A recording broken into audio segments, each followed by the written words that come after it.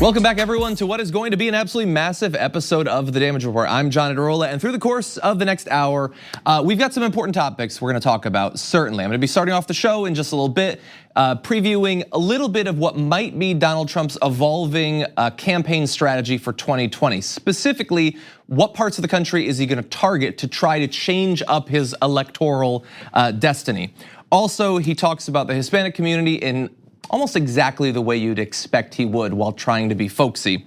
At the end of the show, we're gonna talk a little bit about some of the recent psychological research that's been done on conservatives in America, and in particular, Trump voters. What is it that's actually driving them? And if things get bad, if they suffer a big electoral loss, how might they respond? We're gonna take a look at what psychology has to say about that. But like I said, lots of big guests. So in just a little bit, we're gonna be joined by progressive activist Jordan Ewell. He's friend of the show. We're gonna be talking about Iran and also Sean Spicer's debut on Dancing with the Stars, which was ridiculous, of course. A little bit after that, Piper Perabo, actress and activist, is gonna join us once again. She was, of course, arrested last year at the Kavanaugh hearing. So she's gonna be talking about the new information that's coming out about Brett Kavanaugh. Then we're also gonna have author Naomi Klein. She has a new book on the climate coming out today. It's now on sale. We're gonna be talking about the climate crisis, climate barbarism, Saudi Arabia, a whole bunch of interesting topics. So it should be fascinating. You're not gonna miss that, but we're gonna jump right into it with Donald Trump's rally. At his rally last night, in addition to the normal sorts of lies and weird, bizarre statements, Donald Trump did perhaps give us a little bit of an insight into how his campaign team is thinking about the 2020 electoral map. Where do they think they can win? Where do they think they now need to win for Donald Trump to be elected again in 2020? So we're gonna have that in just a second. But oddly, it comes up while in New Mexico, he's talking about what he thinks he's doing in terms of the Hispanic community, what they're thinking about him, and it gets just a little bit weird. And another great friend of mine, somebody that was on CNN and they didn't like him because he was too positive on Trump. Can you believe it? He happens to be Hispanic. He happens to be Hispanic, but I've never quite figured it out because he looks more like a wasp than I do. So I haven't figured that one out. But I'll tell you what, there is nobody that loves this country more or Hispanic more than Steve Cortez. Steve. Thank you, Steve. Nobody loves the Hispanics more. Who do you like more, the country or the Hispanics? He says the country, I don't know. I may have to go for the Hispanics, to be honest with you. We got a lot of Hispanics. We love our Hispanics. Get out and vote. I mean, if I wrote a parody of Donald Trump attempts to appeal to the Hispanic community that has largely not been a fan of him for as long as he's been around, I would come up with something like, we got a lot of Hispanics, we love them Hispanics. The country, it's okay, but we love them Hispanics better. And what is it about Cortez? Is it a joke? Is it a compliment to say, I've never really gotten it, he looks more of a wasp than I do?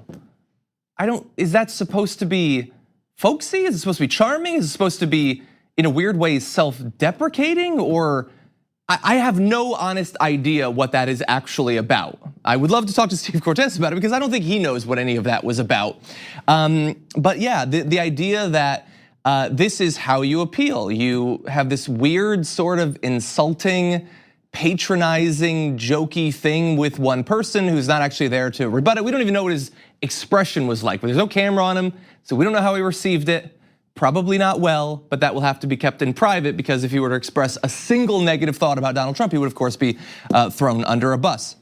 But it actually gets even a little bit weirder. Let's move on. It was very interesting because not too long ago, I saw where the Hispanic American, the Hispanics, were up with me in a poll, 17%. And everyone said, how is that? How is that? How is that? 17%. Up by 70%. I won't even tell you what the final number was because they won't believe it. But you're going to see what the final number. But you know why? Because the Hispanic Americans, they understand they don't want criminals coming across the border. They don't want people taking their jobs. They want to have that security, and they want the wall. They want the wall. Okay. So those are statements. We can evaluate some of them. First of all, just the weird little verbal tics on his. The Hispanic community, Hispanics. Or when in the past video he said, "We love Hispanic." That's just weird. That is a very weird thing. That's like Trump Tower Taco Bowl weird. In any event, he made a lot of specific claims there that we can, of course, look up. So I was shocked to find out that the Hispanic community was largely supportive of the wall. That's not what I had heard, so I looked it up, and indeed, 16% in a Pew Research poll approved of the wall, 83% disapproved. That's not the impression I got from that Trump speech there. He also made the specific claim that he's up 17 points, up 17%. I'm not gonna tell you the final number, because they won't believe it. There's a reason they won't believe it, because if that's true, that's really sad, because I looked it up, and in a Washington Post ABC News poll last week, 25% of Hispanics approve of the job Trump is doing as president, considerably lower than his overall approval rating of 38%, which is itself bad, even worse among that community. A CNN poll showed his approval rating at 29%. So arguably, let's give him the benefit of the doubt, and he's recently gone up by 17%. That means he was at 8. That's not something I would brag about, but he's found a positive spin on it, I guess. It's likely that the spin is his brain spinning around freely inside of his head. He has no idea what's actually going on, and he's just making up numbers. He's just making up numbers. And in fact, 17 is often the number he uses when he makes up poll results. He also said that about the recent special election, said the guy was down 17 points. No one has been able to find a poll where that was actually true, but that's what he comes up with. But anyway, the important part is why he's doing all of these weird jokes. It's because he has a strategy for 2020. He says, "We will campaign for every vote, and we will win the great state of New Mexico. The Democrats want to completely annihilate New Mexico's economy. The Democrats will never get the chance because New Mexico will never give them that chance." Okay, so New Mexico is now on the board, perhaps because some of the states that he won very narrow victories in the last election are trending away from him, especially if you have a strong progressive candidate like Bernie Sanders. He's not gonna be winning states like Pennsylvania, Michigan, Wisconsin, stuff like that. He needs to look elsewhere, and so New Mexico. But that's kind of a desperate strategy because he lost New Mexico back in 2016 by 8 percentage points, which isn't great. And in 2018, Republicans lost the governor's mansion and a House seat, meaning that literally all of the congressional delegation is now Democrats. So that's hardly the springboard for future electoral gains, but it's actually worse than that because Trump's approval rating in New Mexico has dropped 34 points since his inauguration, after he lost the state by 8 points. So right now he's 17 points underwater. It is not impossible by any means for Donald Trump to win New Mexico. Crazier things have happened. Crazier things have stood on stage at a rally in New Mexico last night. And with the wrong candidate, perhaps he could put New Mexico in play. But, and again, this is not to give you any sort of false confidence. Don't get like apathetic. Don't believe that this thing is in the bag. But if that is the strategy, moving to states like New Mexico, where his prospects are dubious at best, especially with performances like you just saw, it gives you an idea of what his campaign team is currently thinking about 2020. Okay, we're gonna take a short break. We come back, Jordan Yule's gonna be joining us on the other side. We need to talk about a relatively new show called The Republic, or UNFTR. As a Young Turks fan, you already know that the government, the media, and corporations are constantly peddling lies that serve the interests of the rich and powerful. But now there's a podcast dedicated to unraveling those lies, debunking the conventional wisdom. In each episode of The Republic, or UNFTR, the host delves into a different historical episode or topic that's generally misunderstood or purposely obfuscated by the so-called powers that be, featuring in-depth research, razor-sharp commentary, and just the right amount of vulgarity. The UNFTR podcast takes a sledgehammer to what you thought you knew about some of the nation's most sacred historical cows. But don't just take my word for it. The New York Times described UNFTR as consistently compelling and educational, aiming to challenge conventional wisdom and upend the historical narratives that were taught in school. For as the great philosopher Yoda once put it, "You must unlearn what you have learned." And that's true whether you're in Jedi training or you're uprooting and exposing all the propaganda and disinformation you've been fed over the course of your lifetime. So search for UNFTR in your podcast app today and get ready to get informed, angered, and entertained all at the same time.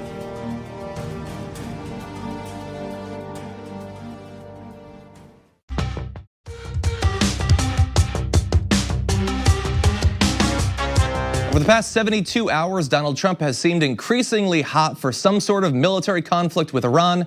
And so I understand that I've been considered an alarmist on this issue before. I sort of think America launching into another decades-long conflict in that region of the world would be an absolute disaster. And so we should be on our watch for it. I've been watching everything that he's said. And he had a recent little address from the White House that I found particularly concerning. And joining us now to discuss, progressive activist Jordan Ewell. Welcome back to the show. John, thank you for having me. Good to have you here. Let's talk a little bit about one or two of the quotes from his recent talk at the White House. He said, and this is just an amazing section, talking about, he did say, we were attacked, Saudi Arabia was attacked, but then he went on to say, but we would certainly help them. They've been a great ally. They spend $400 billion in our country over the last number of years. $400 billion. That's 1.5 million jobs. It's not, but he says that. And they're not ones that, unlike some countries where they want terms and conditions. They want to say, can we borrow the money at 0% for the next 400 years? No. Saudi Arabia pays cash. They've helped us out from the standpoint of jobs and all of the other things, and they've actually helped us. I guess that in theory is not that dissimilar from how many presidents have dealt with our allies, but man, is it out in front. Oh, yeah, I mean, but this is just like another instance of Trump like clearly being in over his head. Just like the bizarre rambling, the incoherent statements, they're common. We see it all the time. I've talked about it with you on this show all the time. But what's really alarming is now he's talking about this in a context of war. And while, other instances, it might be a little bit more innocent, there's a human totality. There's like a cost here. Like we could see innocent lives lost as a result of US intervention. And on that point, I think it's important to remember that during the 2016 campaign, Trump ran as an anti-interventionist. He was the guy that wasn't going to go meddle around in the world's affairs. He wasn't going to hop on these other military conflicts and glom onto these other things, or so he said. We learned that wasn't true. But again, it's another instance of him appealing to this far-right populist base in this case, on an intervention message, but it ended up being a complete and total farce. Yeah, although I will remind people, and I've tried to do this for a couple of years now, I think that there's so much desperation amongst good-hearted people who want to see an end to our forever wars, that when a candidate like Donald Trump will say, I'm anti-interventionist, a lot of people will be like, yes, finally, thank you, and then miss that. He then goes on to say, we should be bombing the families of terrorists. We should be carpet bombing cities in Syria. I'm the most militaristic person in the world. He literally said that. I think that there's a lot of stuff below the level of taking over the infrastructure of a country that is still very much opposed to the concept of peace. And here, like he says, I'm not looking to get into a new conflict, but sometimes you have to. He said that yesterday, I believe. I'm incredibly worried about that. I'm curious from your point of view, so far this week, what are your feelings about the potential for some sort of conflict with Iran? John, and on that point, I don't think you'll be surprised to know that Fox has been beating the Iran war drum constantly. We've documented at Media Matters multiple instances of Fox hosts pushing the president, talking directly to the president, calling for a military conflict or escalation with Iran. Trump just seems to be the guy who latches on to the last thing he heard. And unfortunately, as a person and a president who sits around watching Fox News and cable TV almost all day, the last thing he's heard is jingoistic war propaganda from Fox News. So that's his worldview now.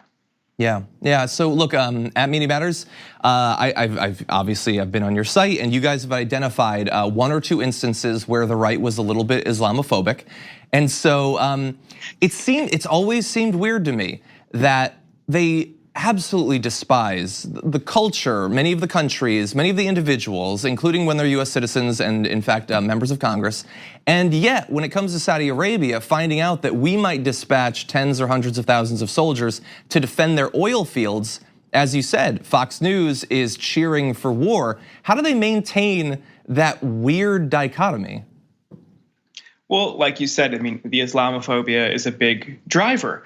as we discovered and published in March, Tucker Carlson's comments about people in the Middle East, in that case in Afghanistan and Iraq, calling them semi-literate primitive monkeys. That reflects this kind of general consensus within the militaristic right that the people in the Middle East and our adversaries aren't human. And when you add this layer of a religious difference onto that, I mean, it's so easy to devalue their lives, to write off the hundreds of thousands of people who died in these conflicts as just collateral damage. I think it's just a complete and total indifference to their very real experiences, their very real struggles, being on the receiving end of imperialism.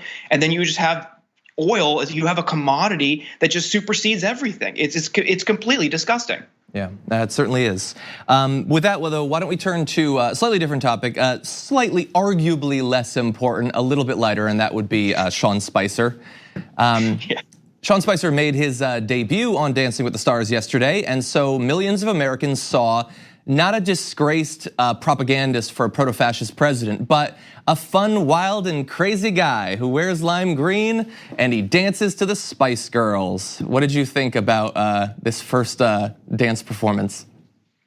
I'm sad to say I didn't watch. I was watching my Cleveland Browns on Monday Night Football. But this Dancing with the Stars has always served as this kind of like this whitewashing avenue and this kind of like PR conduit for some of just the worst people in the world. I mean, for instance, Tucker Carlson has gone through there. Rick Perry has gone through there. But the thing that really struck me about his thing is he's already kind of building this Republican grievance narrative. He tweeted out and then deleted after he was widely condemned for it that he was going to ultimately be voted off because he's a Christian, which doesn't really. I don't think that's not a category on the judge's score sheet, whether or not you're religious or not.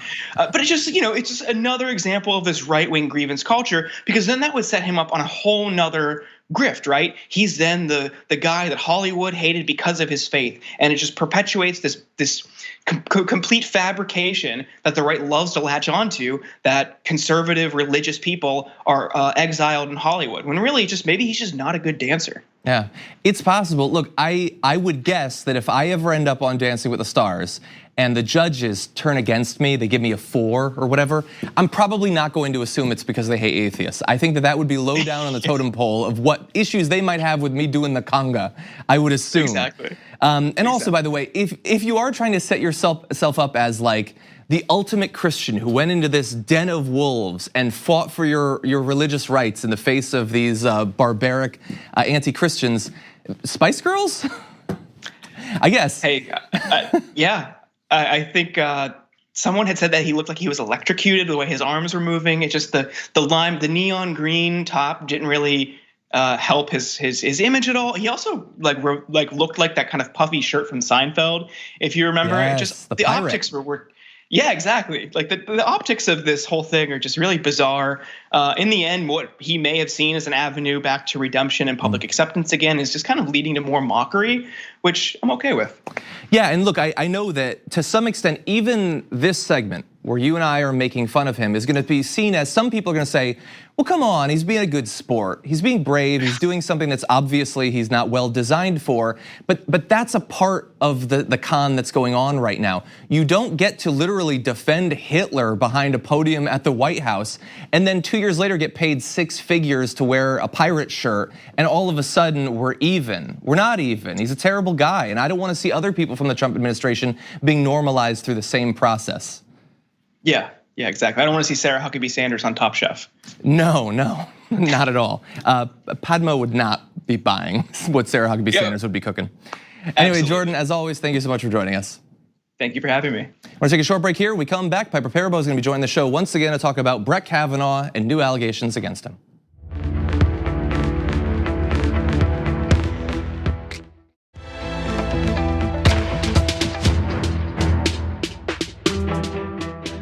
After skating by for more than 6 months with almost no political or media scrutiny for his actions, Brett Kavanaugh is once again this week back in the national conversation. And joining us now to discuss is someone who has long had a vested interest in his position on the SCOTUS, that is actress and activist Piper Perabo. Welcome back to the Damage Report. Hi, John, how are you? I'm good, not in regards to Brett Kavanaugh, but I'm doing good overall. How are you? Good, same. Awesome. So look, we talked last, right around the time of his confirmation hearings. You had been arrested, dragged out of the hearings. And so I'm curious, how do you feel about the scrutiny once again being placed on his record? I'm happy about it. I think that there wasn't a thorough FBI investigation the first time around, and this is what happens when we don't do our jobs properly. Then we have to go back and fix it all. So I'm glad that there are people calling for an investigation and an impeachment inquiry. I think that's the right thing to do. Yeah. So I mean, we're sort of fast forwarding quite a bit from the last conversation that we had, and I mean, I remember thinking after the hours of testimony and then Susan Collins' speech, when he got on, I thought, you know what? Please let's hope that this does not simply become normalized, that people will pay attention to it. And largely, it seems like that didn't happen. I'm curious, at the time, did you think that by this point there would have been a more serious reckoning for Brett Kavanaugh? I mean, I was so heartbroken after the Susan Collins speech when she said she would vote to confirm him. And she said in her speech that she thought by voting to confirm him, it would, bring people together and unite the judiciary. And I don't think that's happened. I didn't really know what was going to happen. I feel like we don't have a process in place for this when there are allegations of wrongdoing brought against a judicial nominee, especially in the Supreme Court.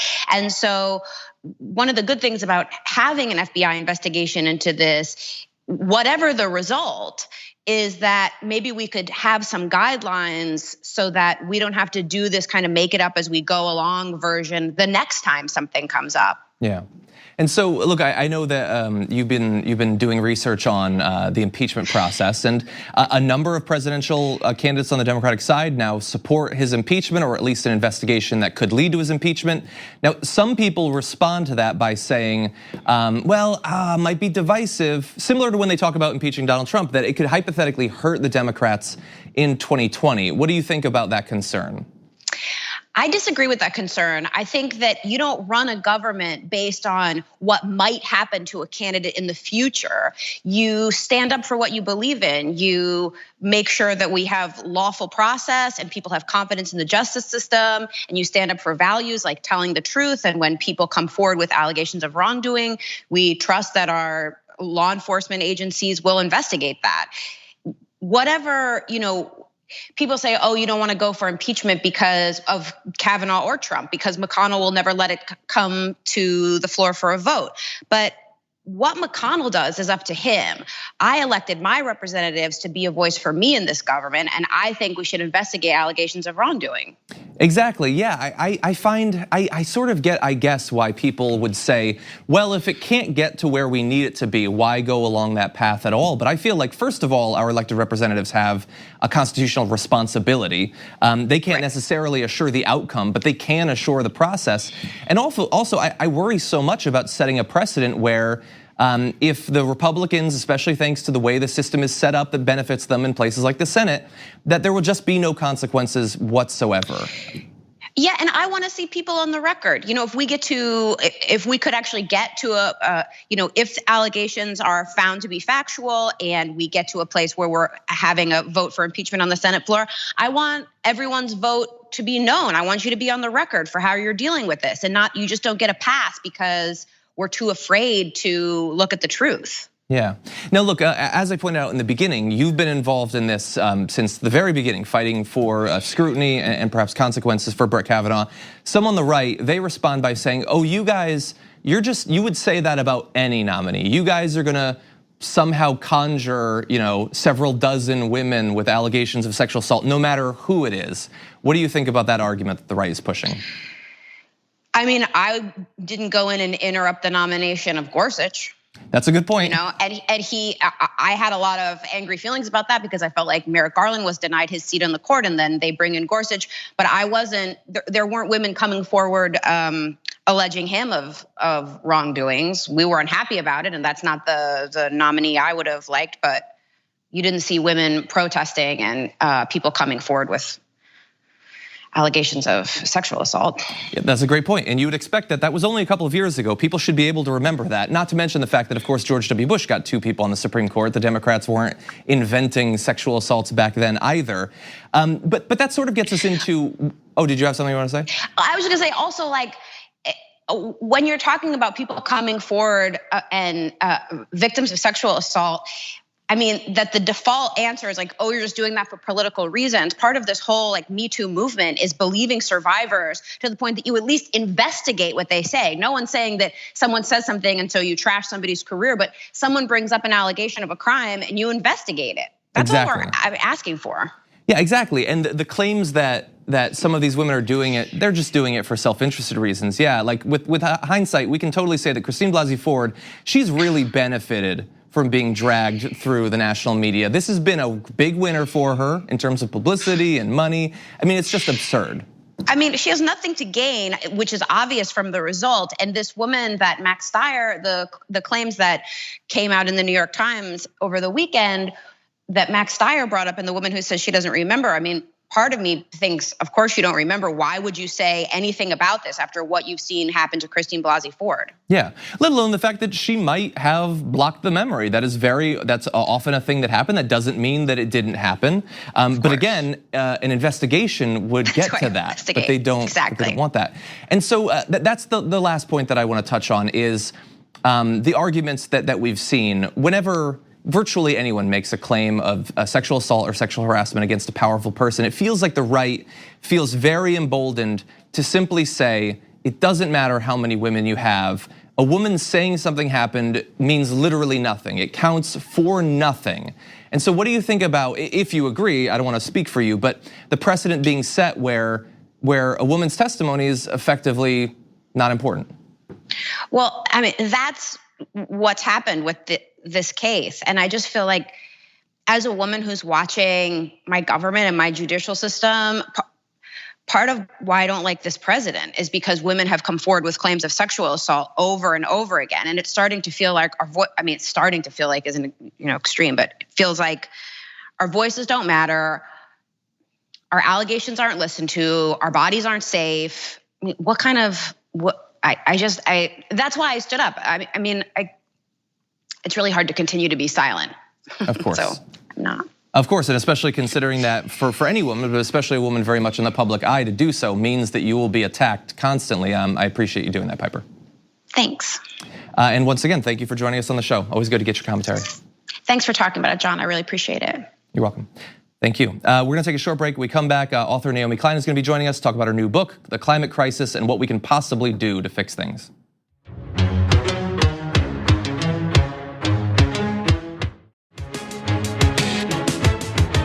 If you want a serious analysis of the threat posed by the climate crisis and what we need to do to address it, it's long been a safe place. You could find that in the writings of Naomi Klein. And starting today, we've got an especially good example of that. The new book, On Fire, The Burning Case for a Green New Deal, on sale starting today. And joining us now to discuss, author Naomi Klein. Welcome back to the show. Happy to be with you. Happy to have you here, especially on the launch of your most recent book. Very exciting topics I'd like to get into. Can you tell us what differentiates this most recent book from some of your past writings on climate? Well, it is focused on the need for a Green New Deal, as the subtitle suggests. The first book I wrote about climate change ran close to 600 pages, 70 pages of endnotes. It was, a really comprehensive case for why we needed transformative action and how we got to this dangerous place. This book is a lot more accessible, honestly. It's essays that are some of them personal, but also very practical in terms of how to win an argument for a Green New Deal with maybe a resistant relative or friend who's telling you it's too expensive, it's not practical, and so on. And it really takes the lead and begins with the student climate strikes, which we're going to see more examples of in a couple of days, and the kind of existential urgency that young people are bringing to this crisis. I've been very excited to see throughout the year, there's been a lot of conversation about the Green New Deal, but there's also been a lot of misinformation, not all of it coming from people who are climate deniers. To you, when you hear people talk about the Green New Deal, maybe they talk about their climate proposal, which isn't necessarily actually the Green New Deal, but they like that label. What do you think people need to know about the plan to understand what it should actually be to accomplish its goals? Right. Well, I think first of all, it's important that it be guided by the best science, right? In the resolution put forward by Alexandria Ocasio-Cortez and Ed Markey, it begins with the science and the report from the Intergovernmental Panel on Climate Change that told us a year ago that we had 12 years to cut global emissions in half. So anybody who says they have a Green New Deal or any kind of climate plan, we have to be very clear that they actually have a plan to meet those targets, right? And they also have mechanisms to keep themselves honest, right? To make sure that they don't blow our carbon budget. But what really sets the Green New Deal apart is that it puts economic justice, racial justice at the center, right? So it's not only about lowering emissions in line with science, it's also about battling poverty and economic exclusion, including historical exclusions that were very much reflected in the original New Deal. So, I think in some ways what we need to be looking at is who has a real story of transformation, right? It is not just a collection of policies. We're talking about mapping the next economy. Exactly. You alluded to the fact that there are these different proposals, and certainly, amongst the Democratic primary contenders, there's quite a few climate proposals. Are there any that stand out to you as being grounded in the best science that seem to take the Green New Deal most seriously? Well, look, I think that that Warren and Sanders have the most ambitious plans. Warren, took a lot of her climate plan from Governor Inslee, who ran on, a very bold climate platform, and there was a lot of input into that plan from climate justice organizers in Washington State and across the country. Bernie Sanders' plan is more ambitious, just in terms of the money on the table. It's significantly greater than what Warren is talking about. But I think for me, even more importantly, what is critical about the Sanders plan, and I do think this is something that Warren needs to be pushed on, has to do with a more internationalist focus when it comes to the Sanders plan.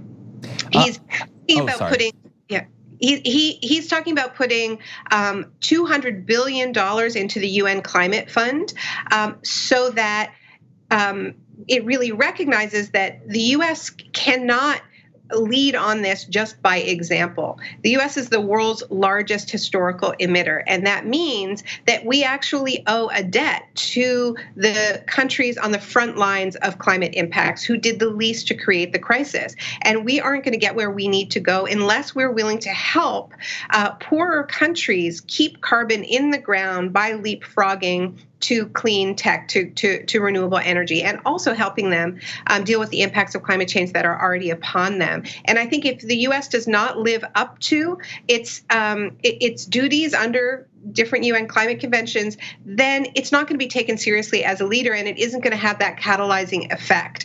So I think that's pretty important. There's also different approaches to the military that are really critical. I think Bernie's been the one who has most forcefully made the connections between military conflict and climate change. The fact that so many of the wars that we fight are in oil-rich regions, and that's not by happenstance. Mm-hmm. Whereas Warren is talking a little more about sort of greening the military. So these are some sharp differences that I think people need to pay attention to. Well, and I think this week is a great example of that difference. I mean, there is a possibility that we could launch some sort of attack against Iran to defend Saudi oil facilities, which is almost perfectly an example of something that you talk about quite often in terms of climate. Yeah, and I mean, these issues are so interrelated, and it's one of the things that I find frustrating watching the Democratic primaries. I mean, I agree with Sunrise 100% that we needed a climate debate, an official climate debate, where all of the top candidates are on stage together, and we're able to really contrast their climate plans. But in the absence of that, we also need candidates who talk about the Green New Deal, no matter what question they're asked. I mean, I think we're still very much in this paradigm where you talk about climate change when you're asked about climate change, as opposed to really weaving it organically into your whole economic program. Because if we really are drawing inspiration from FDR's original New Deal, that was not a singular job creation program. It was his framework for governing for a decade. And that is what we need in the face of the climate crisis if we are indeed going to transform our energy system in the very short timeline that we have. We know that we need to, radically change where we get our energy, how we live in cities. It's impacting housing, agriculture, transportation, all of it, right? So you don't need to be asked about climate change to talk about your plan for getting to a zero carbon economy. There's a term you've been using recently that I'd love for you to talk about for our audience, and that is climate barbarism. Can you tell us what that's about? Right. So I guess I would just say that we've spent a lot of time focusing over the years on the fact that on the right side of the political spectrum, there's a lot of denying of the science of climate change, and that is certainly true.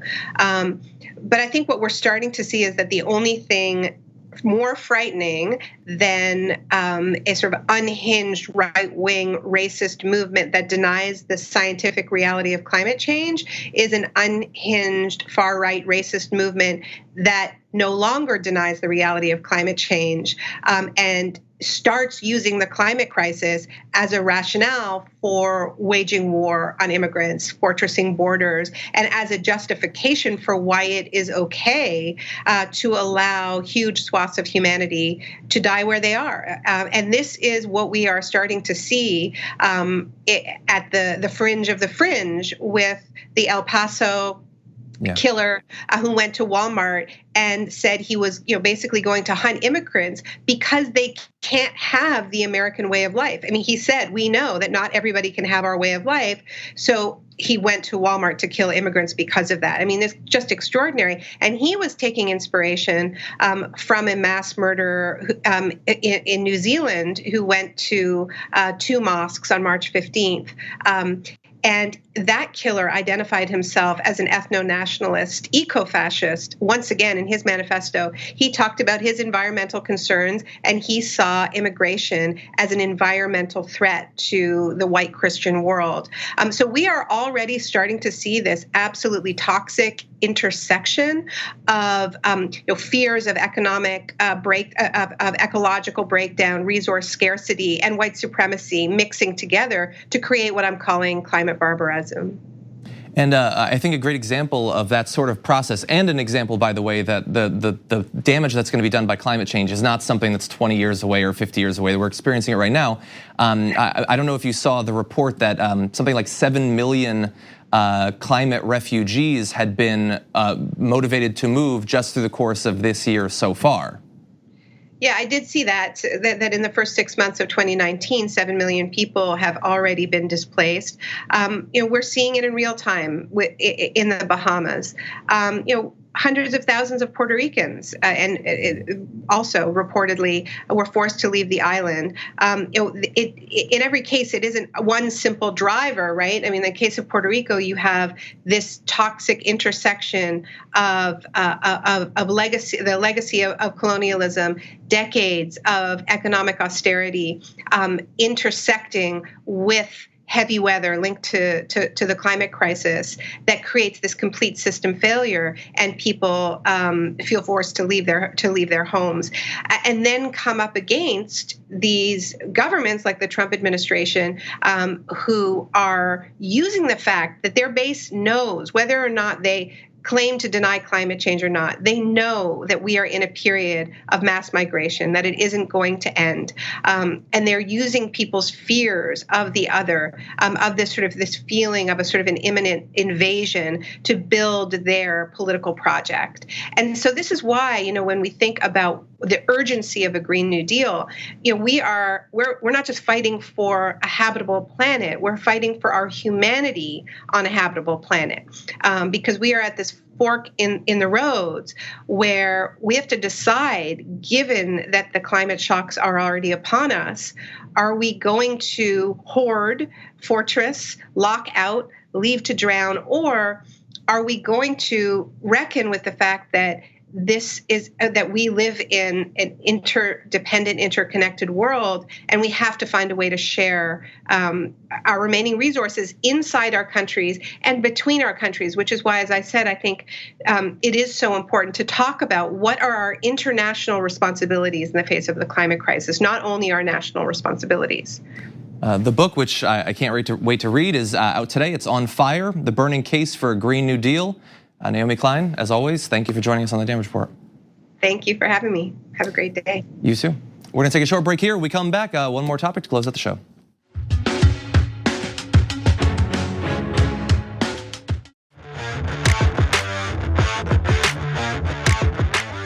You might find yourself wondering from time to time, what are Trump supporters thinking? Well, it turns out psychologists have been wondering that as well, and they've done quite a bit of research, some of it specifically on Trump supporters, some of it on right-wing American political thought, some of it on how people become conservative in the first place. And I think that some of this research, just a brief overview, would be very helpful in understanding both the current situation we're in and also how strong Trump supporters might react if things go badly for them, if their candidate were to lose a presidential election, for instance. I want to give credit, by the way, to Chaucy de Vega of Salon for collecting some of these. We're going to attempt to fill out the list with little tidbits of psychological research.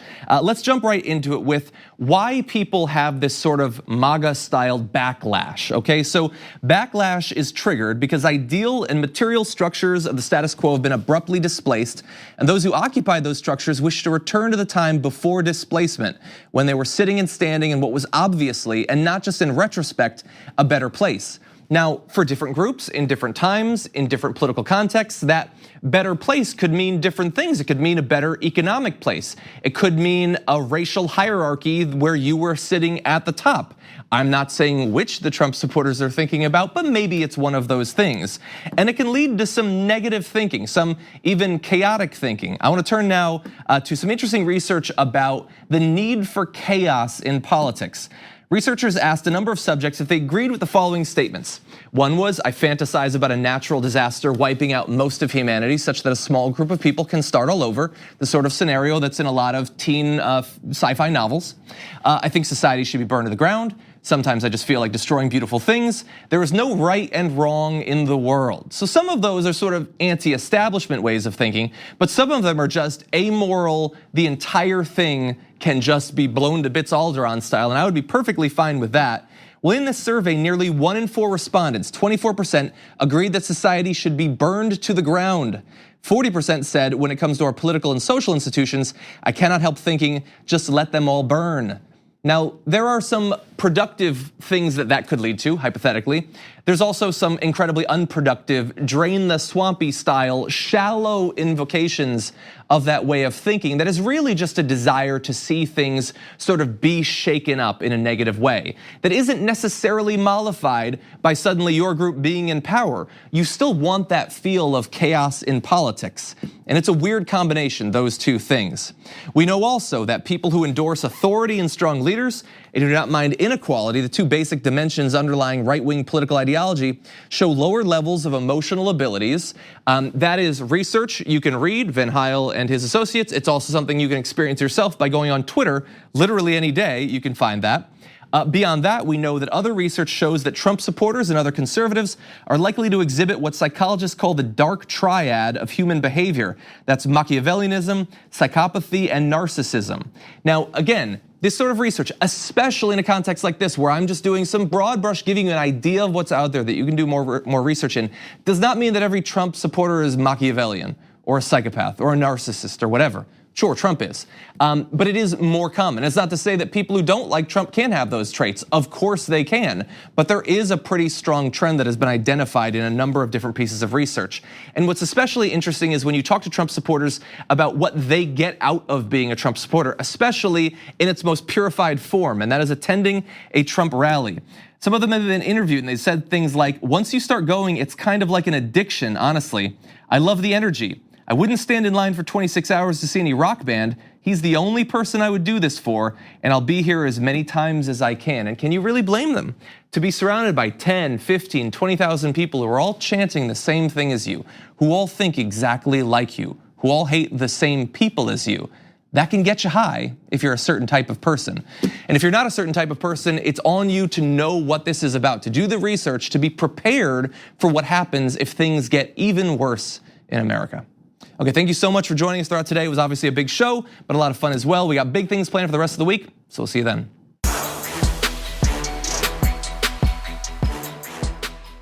Thanks for listening to the full episode of The Damage Report. Support our work, listen ad-free, access members-only bonus content, and more by subscribing to Apple Podcasts at apple.co/TYT. I'm your host, John Adarola. I'll see you soon.